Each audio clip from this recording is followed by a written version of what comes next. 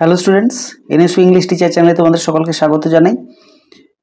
এই ভিডিওতে আমি এখন আলোচনা করব নেতাজি সুভাষ ওপেন ইউনিভার্সিটির ইউজি থার্ড ইয়ার যারা স্টুডেন্টস তোমাদের জন্য তোমাদের ডিএসইজি 41 পেপারের অ্যাসাইনমেন্ট সংক্রান্ত এখন আলোচনা।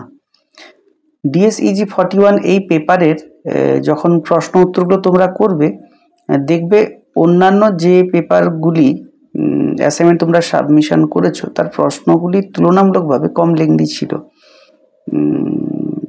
ছোট ছোট খুব প্রশ্নগুলি আমরা ওখানে দেখেছিলাম, প্রশ্নের লেংথ কিন্তু খুব একটা বেশি ছিল না, কিন্তু এই পেপারে যে প্রশ্নগুলি আছে প্রশ্নগুলি কিন্তু অনেক লেংদি।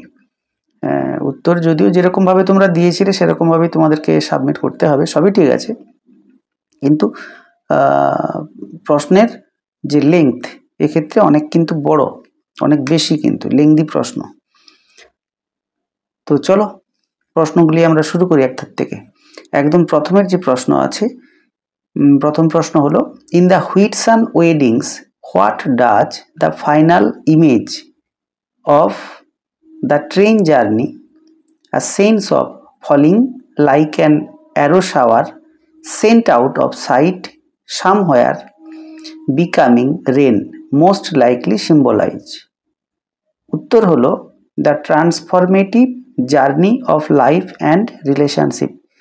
বুঝতে পারলে তো প্রশ্নটি কতখানি বড়? এর পরের প্রশ্ন বা আরো যতগুলি প্রশ্ন আমরা এই পেপারে পাবো প্রত্যেকটি প্রশ্নই কিন্তু এরকম লেংদি। চলো নেক্সট প্রশ্নে যাই আমরা। হু co-edited the influential anthology Performance in Postmodern Culture which explores the intersections of performance theory and postmodernism? উত্তর হলো মাইকেল বেনানোয়া অ্যান্ড চার্লস ক্যারামেলো। প্রসঙ্গত বলে রাখি, যারা নতুন দেখছো আমার এই চ্যানেলটি তারা অবশ্যই চ্যানেলটিকে সাবস্ক্রাইব করবে যদি ভিডিওটি তোমাদের কাজে লাগে আর এরকম গুরুত্বপূর্ণ আরও ভিডিও পেতে চাও, অন্যান্য অ্যাসাইনমেন্ট পেপার বা ফাইনাল এক্সামের জন্য যে সাজেশান সেগুলো যদি পেতে চাও ইংলিশ অনার্স সংক্রান্ত, তাহলে অবশ্যই ভিডিওটি দেখার পর চ্যানেলটিকে সাবস্ক্রাইব করবে, কমেন্ট করবে, লাইক করবে, আর কমেন্ট বক্সে তোমরা অবশ্যই জানাবে কোন পেপারের সাজেশান চাইছো। তো চলো শুরু করি। তারপরের প্রশ্ন, what does the destruction of the conch shell in Lord of the Flies most powerfully symbolise? প্রশ্নটি হলো, what does the destruction of the conch shell in Lord of the Flies most powerfully symbolise? উত্তর হলো the collapse of law, order and democratic authority.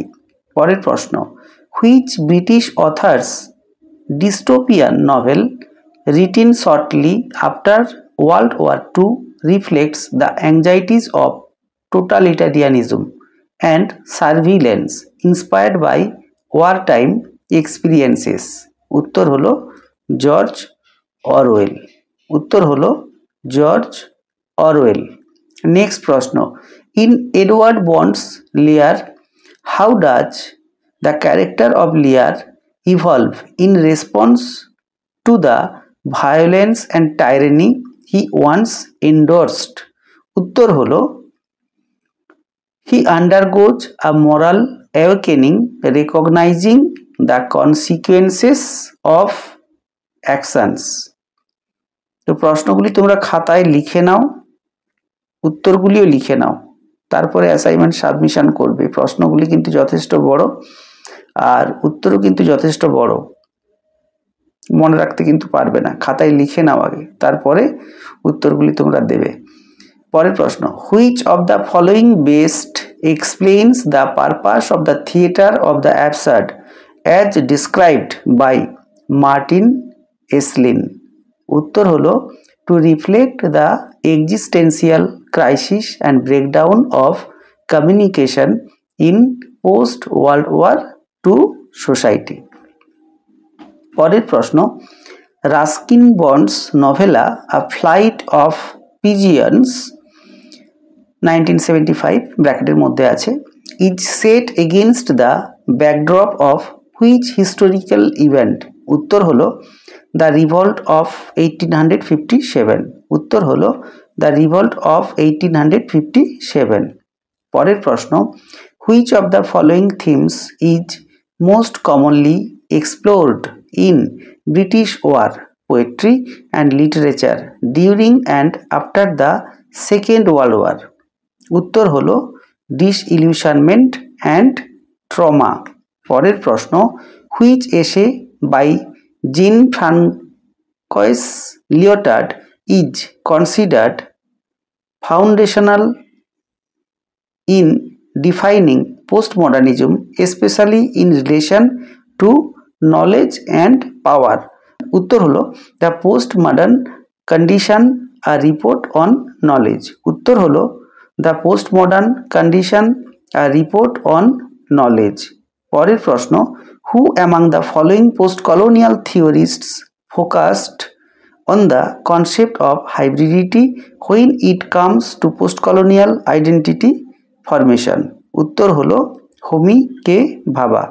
পরীক্ষাটি দেওয়ার পর comment বক্সে অবশ্যই comment করে জানাবে কে কত পেলে। ধন্যবাদ জানিয়ে ভিডিওটি এখানে শেষ করছি।